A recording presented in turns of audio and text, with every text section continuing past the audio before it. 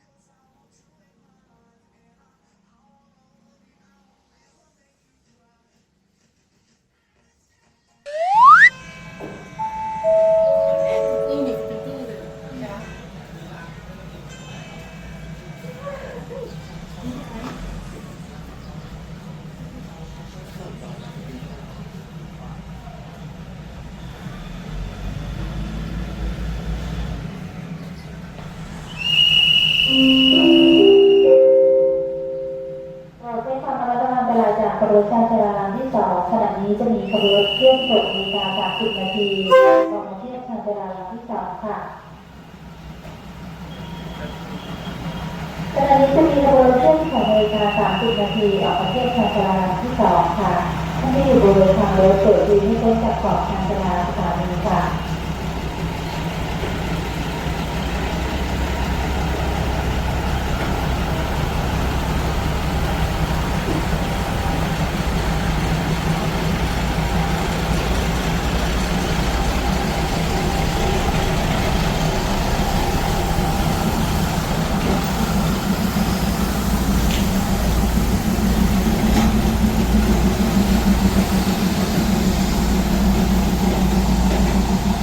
ส่วนถ้า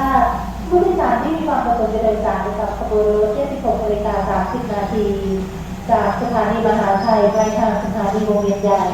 มีตัวโดยสารแล้วนำสิ่งของมาฝากร่างของท่านซึ่งขบวนรถที่จอดเทียบการจราจรที่2ขอบคุณค่ะสุดยอดค่ะขณะนี้เหลือเวลา3 นาทีจะได้กำหนดการขบวนรถเที่ยวกำหนดเวลา 16 นาฬิกา 30 นาทีออกจากสถานีมหาชัยค่ะผู้โดยสารที่มีความประสงค์เดินทางไปยังขบวนรถโปรดนำของกลางเพื่อจัดหาที่นั่งให้เป็นที่เรียบร้อยค่ะและอีกสักครู่จะขบวนรถเข้าสู่สถานีมหาชัยโปรดในระหว่างถ้าจากที่สถานีในกรอบที่ได้สั่งเรียนจากขบวนรถส่วนการต่อสินค้าสาธารณของท่านที่ติดตัวมาการรวมจากขบวนรถที่เกิดขึ้นในจุดน็อตค่ะที่นี่สถานี